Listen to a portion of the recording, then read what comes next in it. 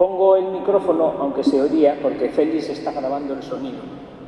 Félix es un colaborador de aquí que siempre está grabando todos los documentales, todas las cosas, las charlas y así. También graba el tema de lo de los coros y todo eso. Y le dije que viniera porque él grabó esta misma charla el 8 de septiembre. Pero del 8 de septiembre hasta aquí ha cambiado todo. Bueno, ha cambiado. He descubierto tantas cosas nuevas que ya pues no se parece. Hay mucha gente que me está diciendo, ¿por qué no escribes un libro de Begoña? Y en vez de un libro voy a escribir cuadernillos históricos de cada una de las cosas de Begoña. Del tesoro de Begoña, de las torres de Begoña, del cuadro de la coronación, de las guerras carlistas, del cólera morbo, que también vamos a verlo, bueno, de diferentes cosas. ¿Qué año fue ese cólera? Ahora lo voy a explicar, ¿vale? Entonces, todas esas cosas las vamos a ir viendo. Lo último que he descubierto, que es por lo que vamos a empezar, es el tema, no sé si habéis oído, algunos y otros no, de los Yarlecuac. ¿Habéis oído alguna vez? ¿Habéis visto alguna vez las ardisayolac? La madera, eso. Claro, eso es muy bonito, pero ¿de dónde viene eso? Entonces, aunque ahora mismo podemos ver que el suelo de la basílica está con esta madera, antes no era así. Voy a quitar el sonido, porque si no... Antes no era así. Aquí esto está lleno de tumbas por debajo. Y entonces, José Miguel Barrián de Llorán ya estudió el tema de la mitología y la religiosidad vasca. Al principio, cuando se construyeron los primeros caseríos, los difuntos de la familia se enterraban alrededor de los caseríos. Y siempre ha habido una religiosidad muy especial de las familias con sus difuntos. De tal manera que en euskera, para decir los de la familia, puedes decir familicoac, pero lo más correcto es echecoac, los de la casa. Cuando en la misa de euskera que se hace a las 9 de la mañana en euskera vizcaíno, hoy se pone Felipe Gómez eta echecoac, y los de la casa, no sé decirlo, y los de la familia. Era muy importante. Después de eso se empezó a enterrar alrededor de las iglesias y dentro de las iglesias. ¿Y qué pasaba? Que era camino sagrado el que iba desde el baserri, desde el caserío, hasta la iglesia donde estaban enterrados.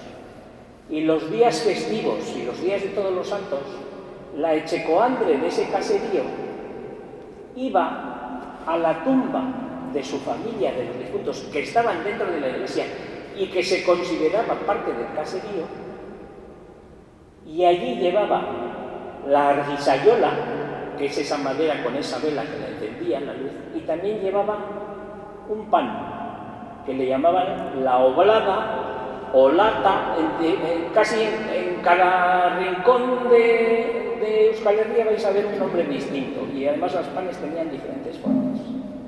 De tal manera que a los difuntos les llevabas la luz y simbólicamente les llevabas la comida.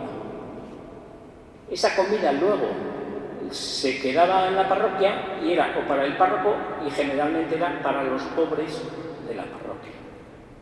Esa tradición en Begoña existió. Existió de una manera muy potente. Las iglesias no se hacían más grandes por los vivos, sino por los muertos. Porque iban... Y la familia,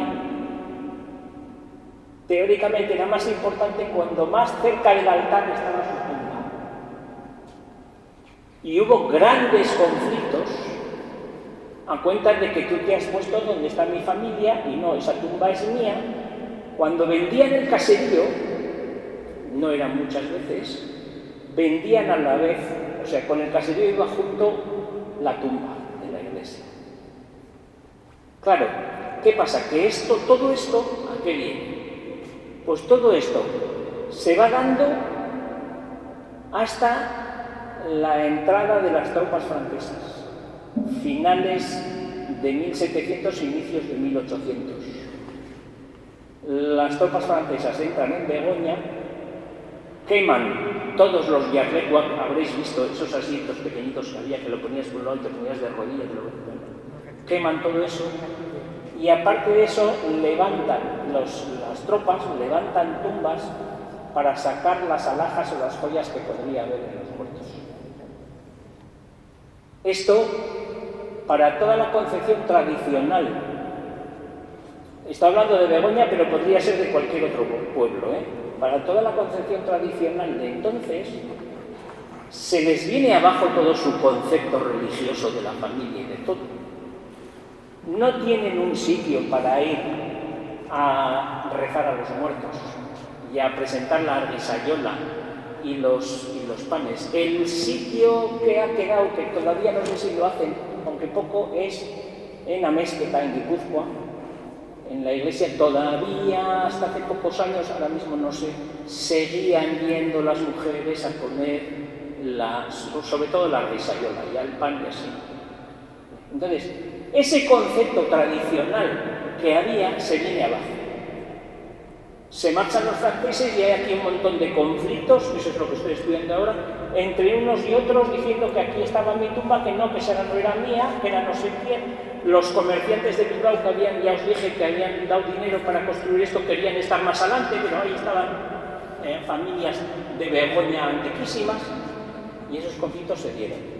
Y seguido de eso sale una ley en la que se crean los cementerios. Entonces, todo el concepto tradicional que había, de pronto se remueve en toda la gente con esa cultura. Y ahora empezamos con lo siguiente. La primera guerra carlista, 1835 por ahí, en realidad no estaban hablando de que si unos querían poner al rey Carlos y otros a la reina Isabel, sino que estaban hablando de que los carlistas tenían un concepto tradicional de la sociedad y los liberales tenían el concepto que había llegado de la Ilustración. Ese es el gran conflicto. A los tradicionales, Begoña, ya os dije que era un pueblo distinto que Bilbao.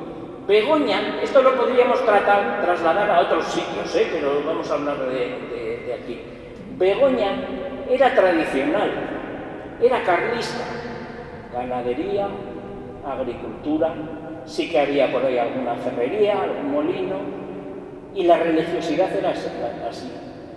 Bilbao era liberal. Las ideas de la Ilustración entraban en los barcos todos los días, todos los barcos que venían de fuera, y cambia el concepto de cómo tenía que ser la vida.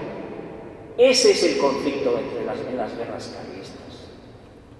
Entonces, aquello de los yarlecuac, que ya os digo que escribiría un cuadernillo solo de ese tema, con los conflictos que había, y a quién se le hacía caso y a quién no, y así, eso, aparte de todo el resto de los temas, hace que se genere ese conflicto. En esa primera carlista es cuando hieren de muerte a Zumalacárregui, aquí al lado, en el Palacio Vargas, que estaba donde está ahora más o menos la parada de taxis. En la primera guerra carlista, los carlistas estaban en Begoña y los liberales estaban en Mayona. Se pegaban ahí, pum, pum, pum, pum. Los liberales habían cogido a la Virgen de Begoña y la tenían en la iglesia de Santiago, que todavía no era catedral. Y entonces se peleaban así y Zumalacárregui sale ahí a un balcón que había en el Palacio Vargas y una bala rebota en la barandilla y le da. Y le hieren, pero no de muerte. Lo que pasa es que él, en vez de hacer caso a los médicos que había entonces, prefirió hacerle al curandero no sé qué, de no sé qué pueblo de Guipúzcoa, y se murió porque no le curaron. Pero casi todos los historiadores de un bando y de otro dicen que si Zumalacárregui hubiera seguido vivo, la guerra hubiera cambiado de signo, porque dicen que era el mejor general de las dos tropas. Y a la vez que en la Primera Guerra Carlista, en 1935, aparece el primer cólera morbo. También le llamaban la gripe asiática. El cólera morbo era una enfermedad que, claro, no sabían de qué moría la gente. Luego se descubrió que bebían agua de cualquier sitio y de hecho en 1750 y tantos ya hay conflictos en Bilbao por las traídas de agua que estaban hechas una porquería, y entonces unos decían y otros bebían agua de la ría y tal y cual. Y entonces las guerras siempre producen desplazamientos de gente y encima malas condiciones higiénicas. Y entonces muere mucha gente a cuenta del cólera morbo. Pero no solo aquí, sino en toda la península. ¿Y qué ocurre? Que se da en Madrid, que también estaban las guerras carlistas, uno de los primeros fake news que conozco. Fijaros, ¿qué hospitales podría haber aquí? Casi nada. ¿Dónde iba la gente que se sentía enferma, aunque ya luego moría? A las parroquias. Eran atendidos por las religiosas y los religiosos que había y morían en las iglesias. ¿Qué pasa? En Madrid había mucha gente liberal y la idea de los carlistas era avanzar hacia Madrid. Y entonces los liberales de Madrid sacan el bulo de que en realidad cuando la gente iba a morir a los conventos o a las iglesias, los frailes les envenenaban y les mataban. Y entonces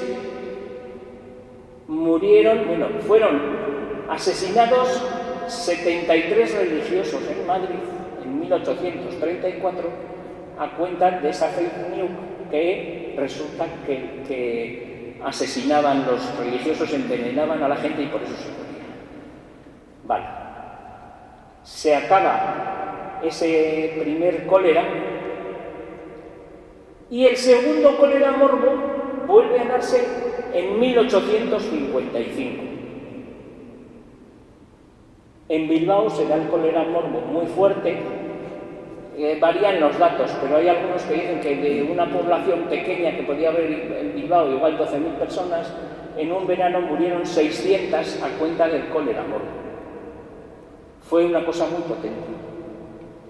¿Qué se hacía entonces? Pues se sacó a la Virgen de la Piedad en Bilbao en procesión, porque la patrona de Bilbao no es la Virgen de Begoña, es la Virgen de la Piedad. Se sacó en procesión y como el cólera no se quitaba, entonces también se sacó en procesión a la Virgen de Begoña. Dice la leyenda que el cólera morbo desapareció.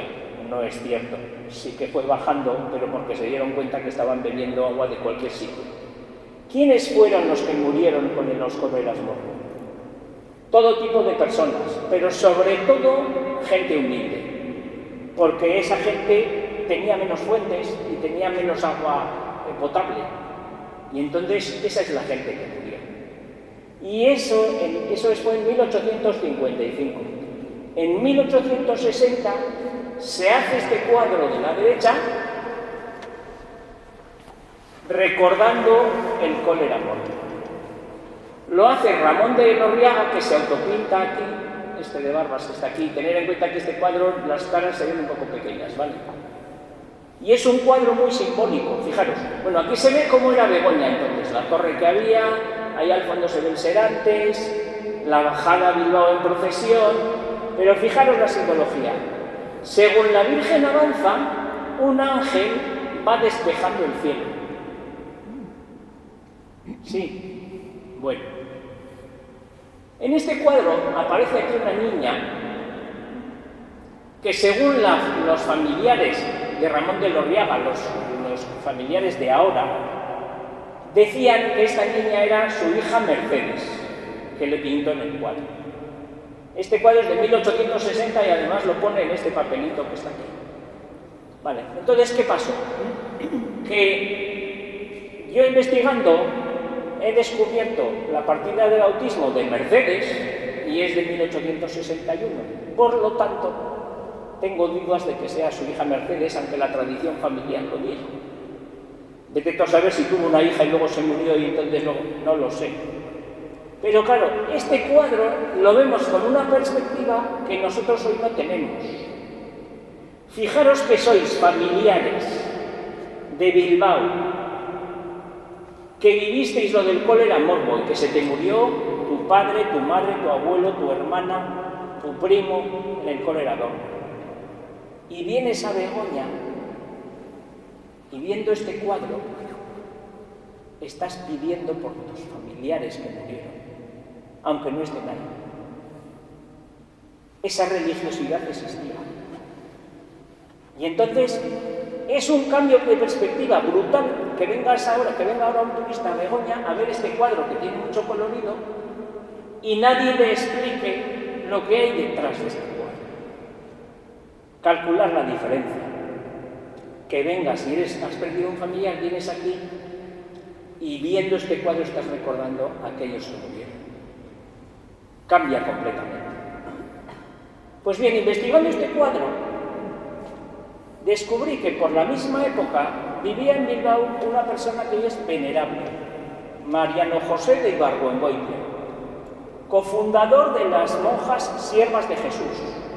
No sé si conocéis a las Siervas de Jesús, que está ahí en la Naja, allí. Pues el cofundador era Mariano José de Ibargüengoitia y había sido párroco de San Antón y también fue párroco de Santiago, de la catedral. De hecho, fue el impulsor de la construcción de la torre de la catedral. ¿Vale? Investigando, traje un día mi telescopio, que yo me dedico también a ver delfines y ballenas y esas cosas, lo traje, acerqué, y entonces resulta que la única foto que hay de Mariano José de Ibargüengoitia es la foto póstuma. Murió, no sé si con 80 o 82 años, y murió que le encontraron sentado en su sillón. Bueno, este hombre, la historia, bueno, os cuento eso y luego os cuento la historia de este. Ya veis que yo me enrollo como una persiana y luego no da tiempo, pero bueno. Solo existía esa foto. Pero en este cuadro tendría que tener unos 45 años. Entonces cogí la foto, la única foto que había, lo metí en la inteligencia artificial y le dije, ¿cómo sería esta persona con 45 años? Y me lo clavó. Y este es Mariano José de Ibargüengoitia, ese que está ahí. No sé si tengo por aquí los papeles para que lo vayan a leer. Sí. Lo vais pasando, ¿vale? Mirad, luego vais pasando. Este es Mariano José de Ibargüengoitia, la foto que hay. La IA me dijo que era así. Le dije, ponme el bonete y que mire para un lado. Y este es el que sale del cuadro. No es exacto, pero estoy pasando la otra y veis que sí es. Mariano José de Ibargüengoitia fue el que trajo a Bilbao a unas monjas francesas que crearon el refugio, lo que está aquí arriba. Pero lo crearon para las prostitutas de Bilbao. También Mariano José de Ibargüengoitia estuvo en que vinieran a Bilbao los pasionistas de Deusto. Y también el colegio de las Vedrunas, que ahora va a hacer 200 años, que estas monjas eran que promocionaban la educación de las mujeres, que hasta entonces no existía. Este es Mariano José de Ibargüengoitia, todo un personaje y todo un símbolo, ¿vale? Eso fue en 1855, el cólera morbo, ¿vale? Justo en esos años vuelven los jesuitas. Aquí va todo unido, ¿eh? Ya veis que esto es una mezcla. Los jesuitas habían sido expulsados de la península 3 veces. La primera en 1767, con Carlos III.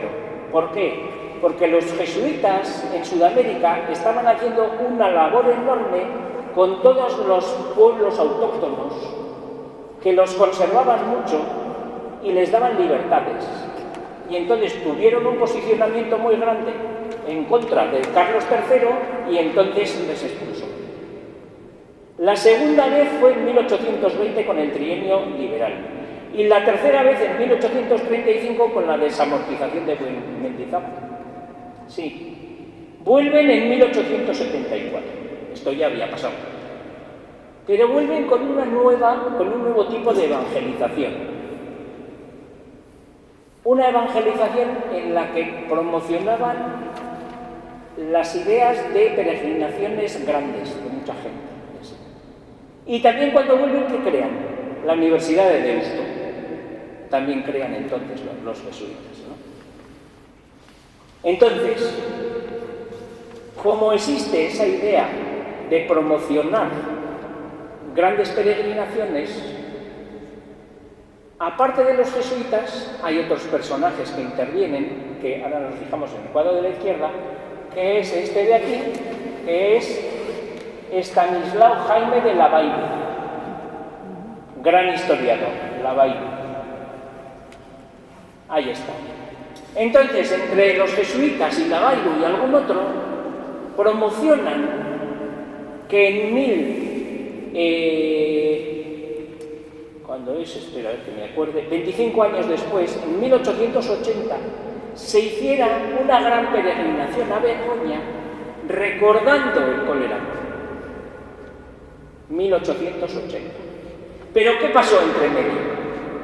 La Tercera Guerra Carlista acaba en 1876. Promocionan una gran peregrinación a Begoña recordando el cólera morbo.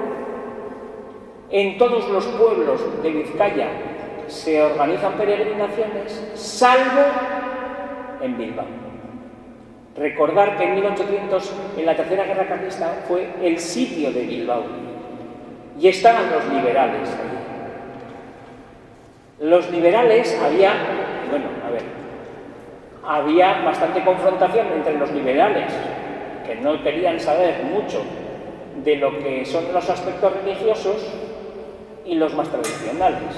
Entonces se organizan estas peregrinaciones, pero cuando la gente llegaba a Bilbao en los trenes y así, el Ayuntamiento de Bilbao dijo que las pancartas o los estandartes que traían tenían que llevarlos escondidos y solo los podían sacar cuando llegaban al territorio de Begoña. Hubo grandes conflictos a cuenta de esto, y entonces hay que recordar que en el sitio de Bilbao, a Mariano José de Ibarregüengoitia, cuando acaba el sitio de Bilbao, le destierran de Bilbao 2 años, porque era tradicional, claro, era cura de Santiago. Esos hechos existían.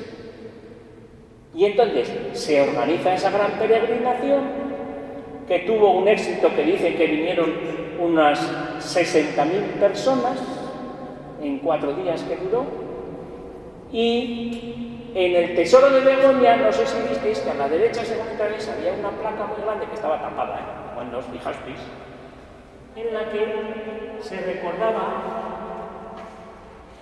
la gran peregrinación, que lo volvéis a pasar. Esta placa pone eso. Vale. Seguimos. Entonces, desde esa peregrinación es cuando se empieza a resaltar más el santuario de Begoña. Con esas ideas, ¿cómo era entonces la religiosidad en Bilbao? ¿No existía? ¿O cómo era? A ver si cogió una hoja. Es que llevo tantas hojas que al final no sé. No, yo creo que no la he cogido, pero bueno, os lo digo. Una noticia del noticiero bilbaíno de 1891 dice que en la iglesia de Santiago se organizó por primera vez el besapié de la Virgen, una cosa que hasta entonces no se veía, que era bajar la estatua de la Virgen o de la, no sé si era de la Piedad o de la Virgen de Begoña, lo pone, y entonces se le besaba el pie.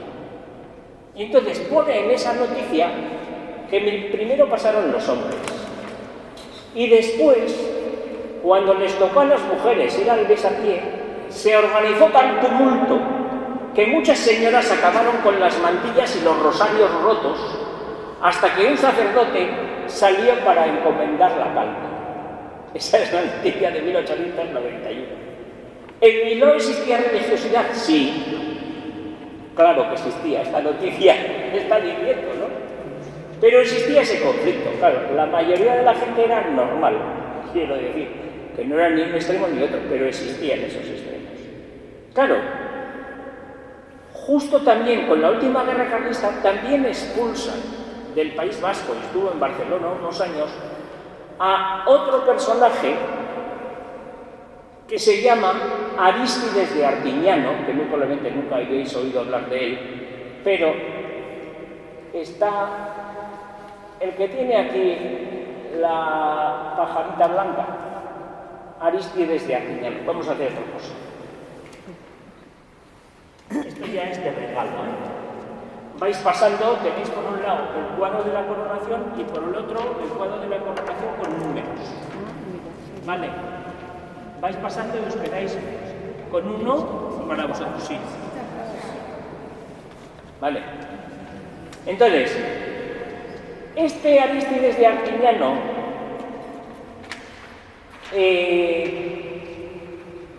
ya había escrito libros sobre Begoña y después de volver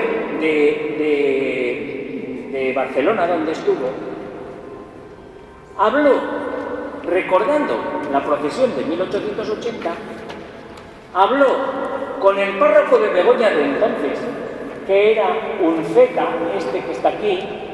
A ver, luego, no sé si... Mirad a ver qué número tiene Unceta, está ahí. Juan Cruz de Unceta, el 66. Habló con Juan Cruz de Unceta y dijeron, pues ya que lo de la peregrinación a Begoña de 1880 fue tan interesante, ¿por qué no organizamos que la Virgen de Begoña fuera coronada? Era una tradición que ya se había hecho en Veruela, en el Moncayo, en 1881. ¿Recordáis a Gustavo Adolfo Bécquer? Solía ir al monasterio de Veruela a escribir allí rimas y leyendas y todo eso. Pues allí la Virgen de Veruela se había coronado en 1881, Montserrat también se había coronado en 1881, la Virgen de Lluc en el 83, Aránzazu en el 86, la Merced de Barcelona en 1888, la Candelaria de Canarias en 1889, la que fue posterior a Begoña es la del Pilar, que fue en 1905.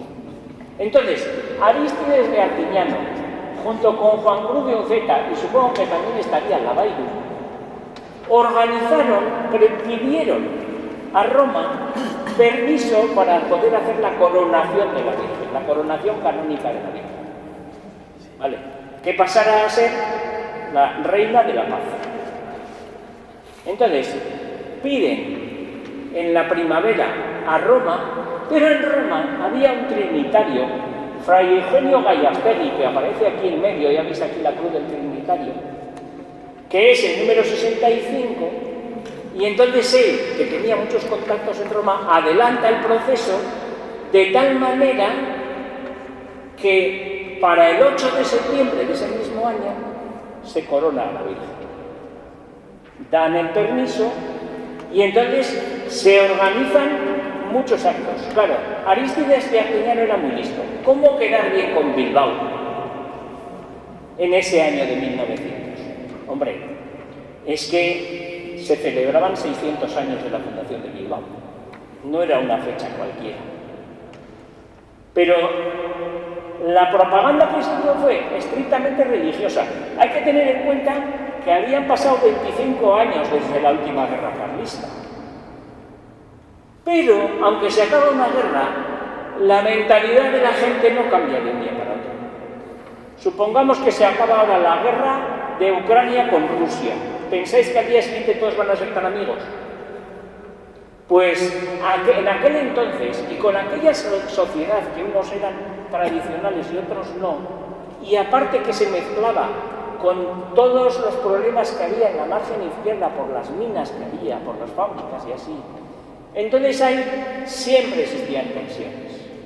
Se organiza la coronación y entonces organizan diferentes comisiones para que se lleve a buen puerto lo de la coronación. Y entonces, entre los que hablan con él para para el tema técnico de la coronación está José María Basterra, que era arquitecto de la diócesis y que lo tenéis aquí detrás de Gallastegui, con el número 62. Está aquí detrás, ¿le veis? Vale. José María Basterra propone una cosa curiosa. Ya que la coronación iban a venir peregrinando gente de todo Vizcaya, durante 9 días iban a venir cada un día desde Guernica, Bermeo, no sé qué, otro día desde Orozco, no sé qué, no sé cuál, otro día desde Carrancha, no sé qué, no sé qué. Pues entonces, como iba a ser muchísima gente y muchísimas velas, ¿por qué no ponemos luz eléctrica? Y entonces fue la primera vez que en Begoña se puso la luz eléctrica, porque José María Basterra lo propuso. Y se le dio el visto bueno y fue una buena idea, porque si no, esto hubiera sido, ¿no? Y entonces, hay unas diferentes comisiones que se crean para todo el proceso.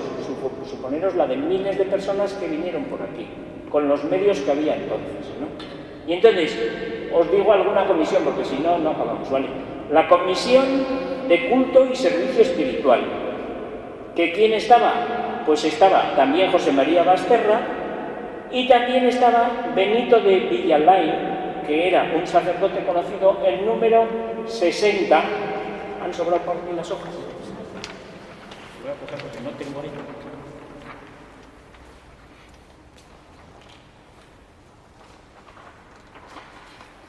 El número 60, que ya no me acuerdo dónde estaba. Así.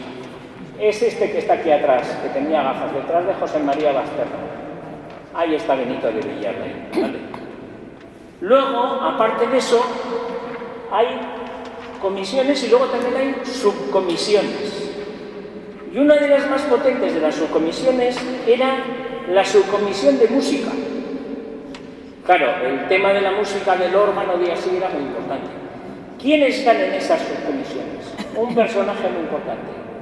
Resurrección María de Azcue, aquí, a la derecha del cuadro. ¿Veis ahí el número?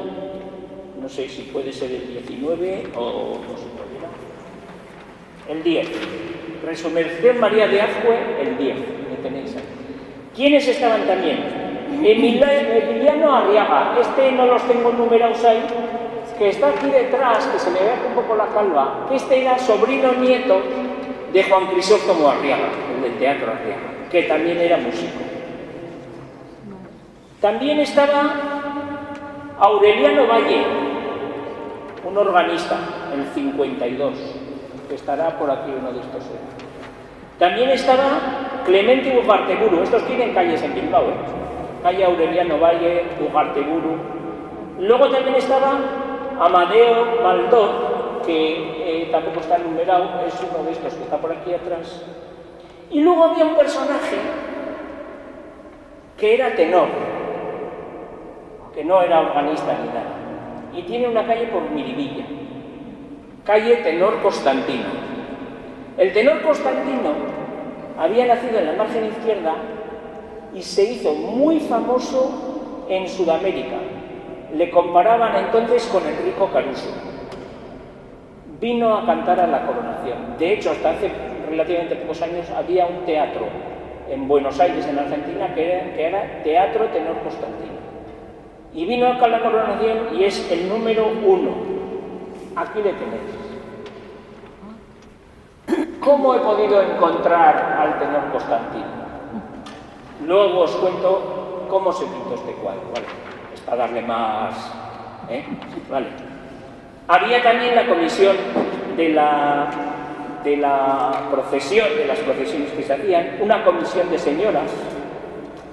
Las señoras que participaban aquí precisamente no eran las encargadas de llevar los botijos de agua a las casas. Nombres de las señoras que aparecen aquí, que están numeradas, pero bueno. Soledad Zampuero Lezama Leguizamón, el número 6. No sé, por aquí andará. Adelaida Arias, viuda de Menchacatorre. Concepción Basabe de Careaga. Herminia Isasi, viuda de Abella. María de la Paz Careaga. Concepción Smith de Rochelle. Esas estaban en la comisión de señoras, ¿vale? Como veis, todo se organiza así. Y luego había una comisión que también era de propaganda. ¿Y quiénes podían estar? Pues evidentemente Lavairu y Arístides de Arquiñán.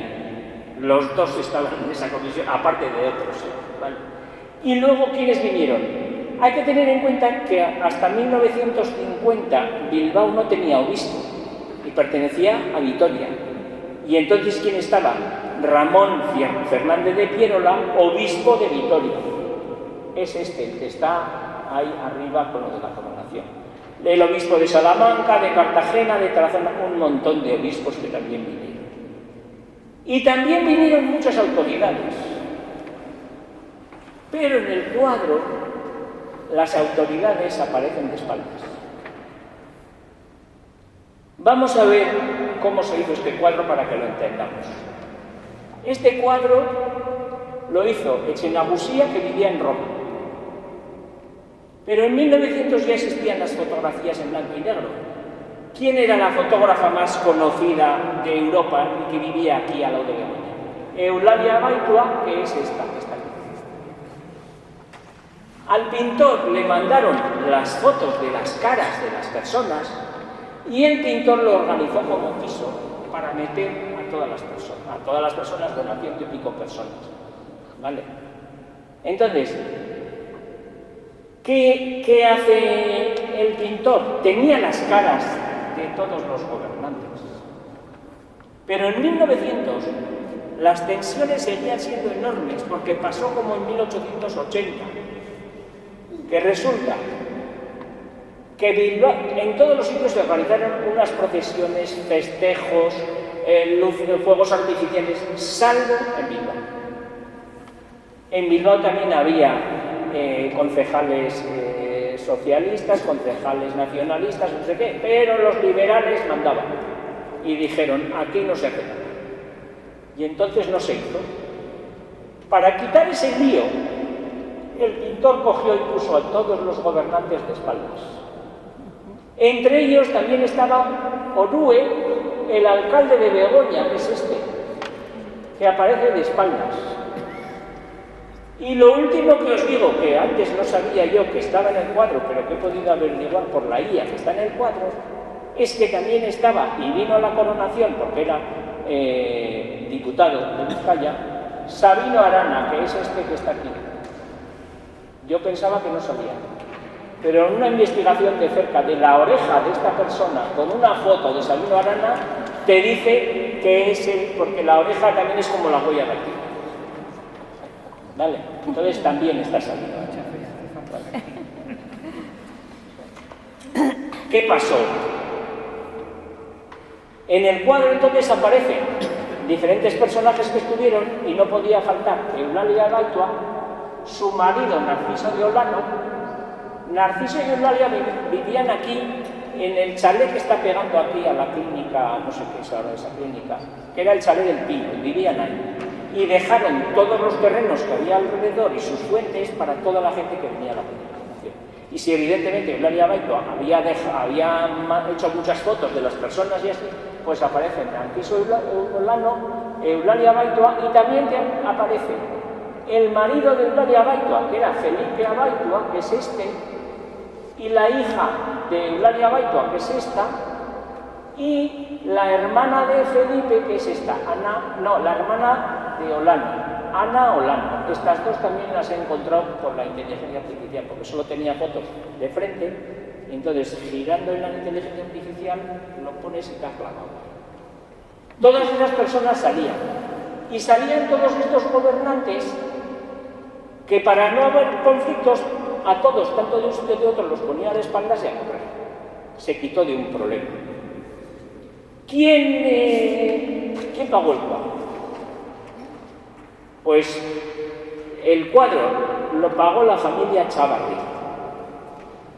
Víctor Chávarri era una persona muy importante en la margen izquierda, pero no pudo estar en la coronación porque se había muerto en febrero. Y esto fue en septiembre. Pero va el pintor y lo pone en el cuadro. Aquí lo tenéis, Víctor Chávarri. Ahí está puesto. Y el pintor hace un cuadro mucho más pequeño para regalárselo a la familia Chaval.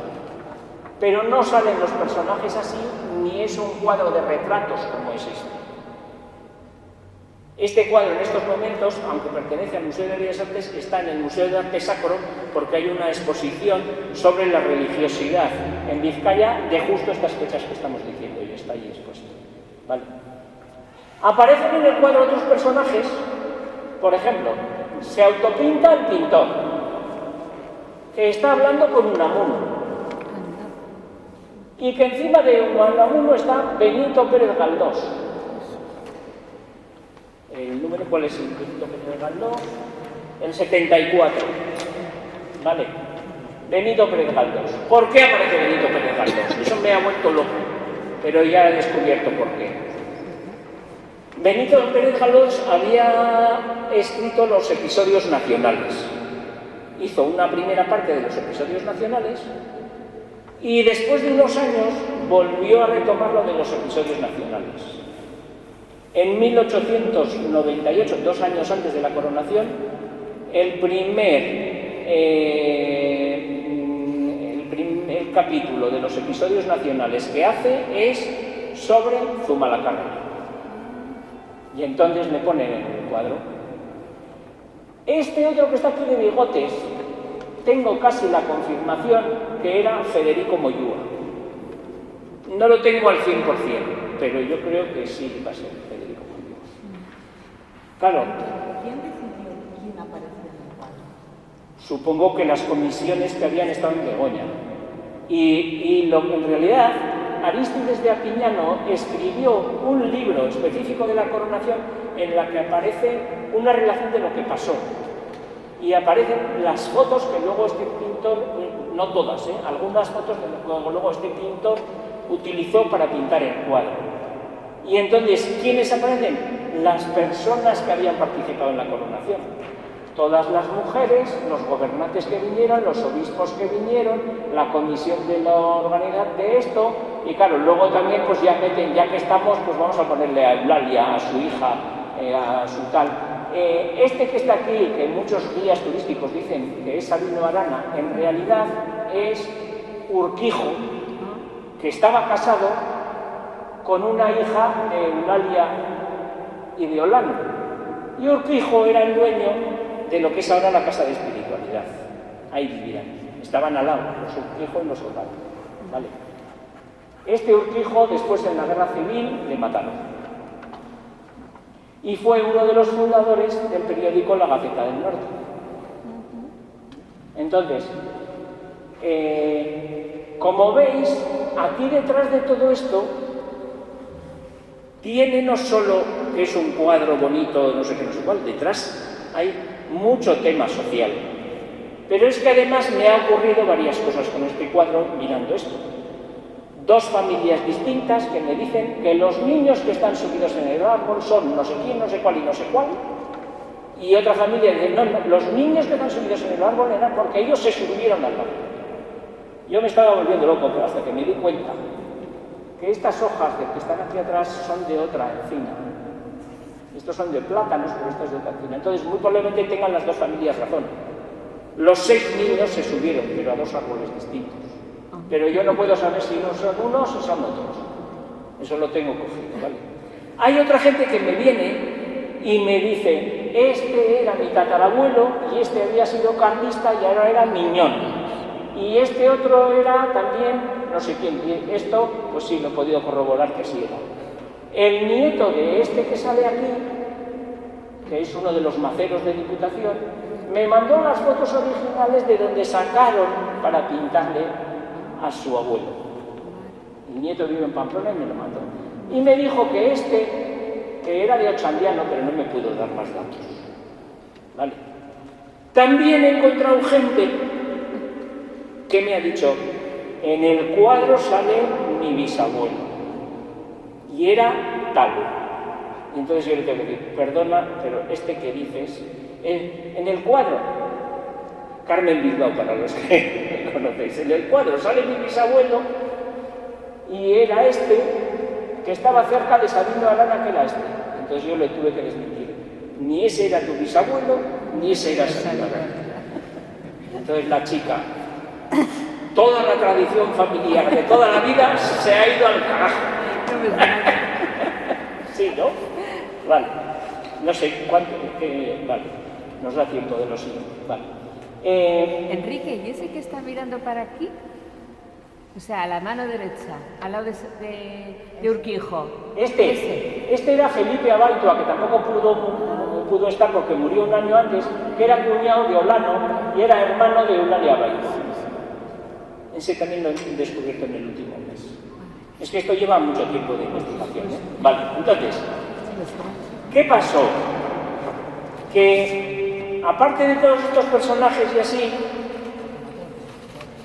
resulta que hubo una desgracia, que casi nadie se acuerda de esta desgracia, que fue cuando ya coronaron a la Virgen, sacaron a la Virgen en procesión. Ya os dije la otra vez que la Virgen de Begoña era importante tanto para los de Bilbao como para los de Begoña. Entonces sacan a la Virgen en procesión y cuando sacan, aquí arriba donde está el colegio Artagan, ahí había un fuerte que en la época de los carlistas, de la Tercera Guerra Carlista, ahí estaban los carlistas disparando contra la iglesia de Begoña porque estaban los liberales en la Tercera Guerra Carlista. ¿Vale? Entonces ese fuerte ya luego se acaba la guerra y así, y los cañones no sé si son los mismos o no, pero lo que hacen es que cuando sale la Virgen en procesión disparan unas salvas de honor a la Virgen. Lo que pasa es que un cañón que no estaba limpio explota. Y entonces hay dos personas que son heridos, que uno de ellos le explotó en la cara y en el brazo. Bueno, le puedes abrir a Bego y luego ya lo cierras, ¿vale?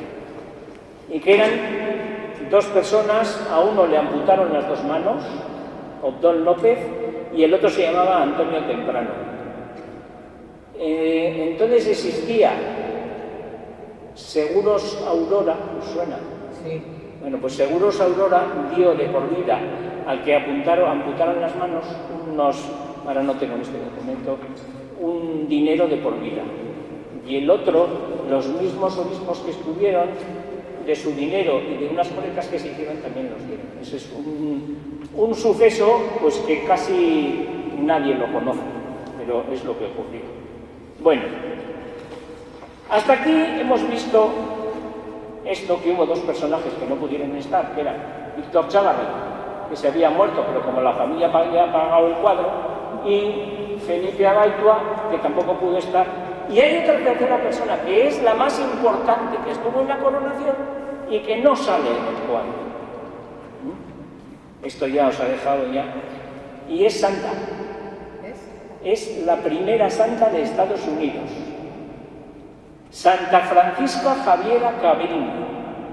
Estaba en Bilbao, justo esos días, era una monja italiana, que estaba en esos días en Bilbao fundando el colegio de las italianas, que se llamaba, el famoso colegio que estaba al lado del campo de Volantín, San Pedro Apóstol, que ha habido una movida tremenda, que se lo cerraron y tal. Pues esa estuvo en la coronación. Luego marchó a Estados Unidos y en la zona de Nueva York y en aquella zona hizo una labor tremenda con todos los inmigrantes que llegaban a principios de siglo en los vapores a Estados Unidos. Y es la primera santa de Estados Unidos que estuvo en la coronación, pero no apareció en el cuadro. Se movió y no salió en la foto. No salió en la foto. Ahora, por último, os voy a explicar otra cosa que une los dos cuadros. Aquí hay personajes que tenían relación entre ellos. Mariano José de Ibargüengoitia tomaba café todos los días con la Baibu. Todos vivían en el Casco Viejo. Y tanto la Baibu como Unamuno, como Sabino Arana, como Francisco de Iturribarría, que era este cura que está aquí, como Resurrección María de Azcue, como Artiñano, tenían entre ellos mucha relación. Artiñano, unos años antes, en unas fiestas vascas en Durango, propuso que se tendría que hacer una academia de la lengua vasca. pero no se le tomó mucha consideración. Pero el diálogo entre ellos fue lo que generó lo que hoy podemos llamar la cultura vasca. De aquellos años viene esto. Hay un artículo muy bueno de Sebastián García Trujillo, Bilbao, nudo gordiano de la cultura vasca entre los siglos XIX y XX. Y este habla de un montón de personas que son las que salen en los cuadros. Después de esto fue cuando Resurrección María de Azcue, junto con otros, creó Euskaltzaindia. Pero aquí ellos hablaban entre ellos, tenían muchas peloteras con Unamuno, por su forma de pensar. Sabino Arana, que no sabía euskera de pequeño, tenía también sus diálogos con Resurrección María de Azcue. Francisco de Iturribarría no sabía euskera y hacía unas poesías muy buenas en castellano, pero al final de sus días fue concluyendo hacia la idea de la cultura vasca. Francisco de Iturribarría, si pasáis por la Catedral de Bilbao, en el pórtico ese grande que está cerrado, hay una placa en conmemoración suya. Todos estos personajes tenían esa relación entre ellos. ¿Por qué nace esto de la cultura vasca y de estas ideas? Pues evidentemente viene de las guerras carlistas. En la tercera guerra carlista se acaban los fueros. Viene de la tradición que había antes. Y ahí es donde nacen dos partidos. El Partido Nacionalista Vasco, que nace entre esas dos confluencias, entre lo tradicional vasco, algunas ideas de la Ilustración, y por otro lado también nace el Partido Socialista en la margen izquierda, con todos los problemas que había con la minería y con los trabajadores de la margen izquierda. En estos dos cuadros, en el fondo, están todos estos elementos. Pasa esto y en 1903, nos quedan 4 minutos, en 1903 se organiza desde las Juntas Generales de Vizcaya que la Virgen de Begalda sea oficialmente patrona de Vizcaya. Y de nuevo se organizan grandes peregrinaciones, salvo en Bilbao. ¿Qué pasa? Que los, vamos a llamarles así, ultracatólicos de Bilbao organizan una peregrinación a Begoña por la deshonra que había tenido Bilbao de no participar en las fiestas de la proclamación de Begoña como patrona de Vizcaya. Aunque ya patrona de Vizcaya ya se había hecho en 1700 y pico, pero ahora era como oficial, ¿no? Entonces hay un gran lío, piden permiso a las autoridades para hacer esa peregrinación y las autoridades dan el permiso. Pero justo esos días en Bilbao había unas manifestaciones muy potentes de los obreros de la margen izquierda, a las que se añaden, por todos los indicios que he ido encontrando en libros y de estudios y así, gente bastante violenta que había venido desde Cantabria.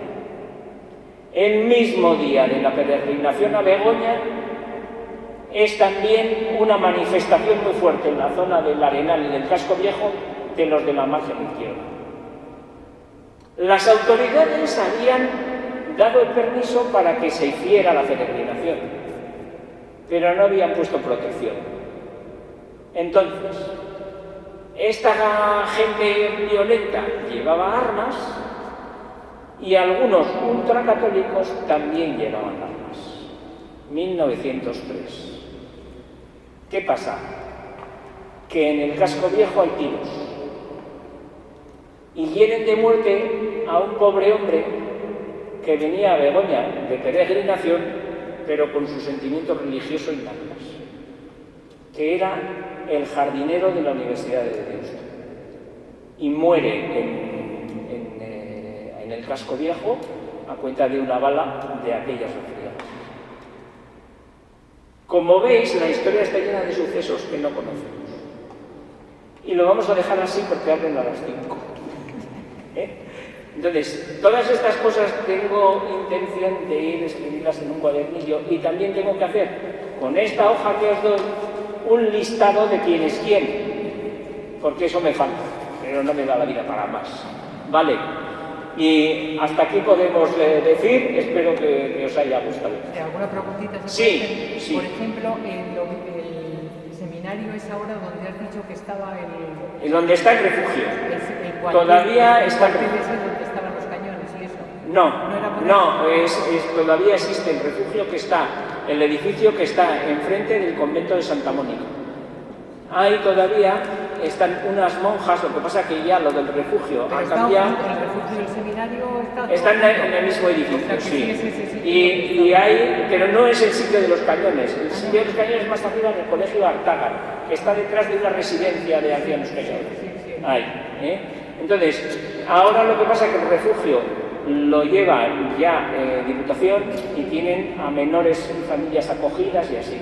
Pero el original era para aquellas mujeres prostitutas que calculara entonces cómo sería. Y entonces, este hombre, Mariano José, fue el que impulsó el que se pusiera. ¿El obispo ese que está distraído de la coronación quién es? Este obispo que está distraído de la coronación está así puesto porque en la foto que le mandaron a Echenabusía está en la misma posición. Si vosotros vierais las fotos originales, si uno está así, él lo ha pintado así. Si está así, lo ha pintado así. Si está así, lo ha pintado así. Salvo los gobernantes que se imaginó cómo tenía la cabeza por detrás. Me vino, sí. ¿Y esas fotos? Esas fotos hay un ¿Esas libro, fotos dónde están esas fotos? Esas fotos están en un libro que es el libro de la coronación de Arístides de Arpiñán. Hay PDF por el ordenador, pero no todos los que salen aquí están en el libro. No, digo las originales. Las originales no lo sé. Vete tú a saber dónde están. ¿Están en algún museo? No, yo no. Puede que estén en el Museo Etnográfico, pero lo desconozco. La verdad es que desconozco eso. ¿Y todas esas fotos las hizo Aitoa? No todas, Ella. pero muchas sí. Por ejemplo, una curiosidad. El tenor Constantino, que le veis aquí, ¿por qué descubrí que era el tenor Constantino? Porque busqué por internet fotos del tenor Constantino y es el único, que aparte de que tiene la apariencia igual, que lleva la camisa con cuellos redondos, como en todas las fotos que aparecen.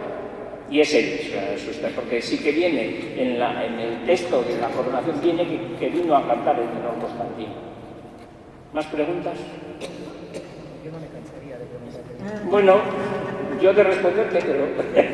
¿No fue Carlos III el que metió las aguas a Bilbao y era 1700 y pico o 1800? No lo sé. Por ahora bastante tengo que investigar esto. Por el paseo de los caños y todo eso. Sí, bueno, ahí hubo lío en 1700 y pico a cuenta de la traída de las aguas, que las tuberías de plomo estaban muy mal y entonces había gente que se quejaba y de ahí luego nace lo del cólera morbo. De aquellas malas aguas que había, que bebían de cualquier sitio y de todo eso. ¿Puedes abrir, Marta? Sí. Es la hora. Estará la gente ahí. Bueno, muchísimas gracias. Bueno, sigo investigando. Si se os ocurre algo más que se pueda añadir, me lo decís, porque esto es un no acabar. Porque ahora estoy investigando también lo de las torres, los rayos que caían en las torres y las destrozaban. Cómo no, que habiendo inventado el pararrayos Benjamin Franklin en 1760 por ahí, no se puso aquí hasta 1840 y tantos, porque pensaba que era una temeridad a Dios el poner algo para quitar los rayos. Y otros tenían también la fake news de decir que cuando hay rayos lo que hay que hacer es tocar las campanas, y justamente te iba a rabia. Esto es... ¿Cuál?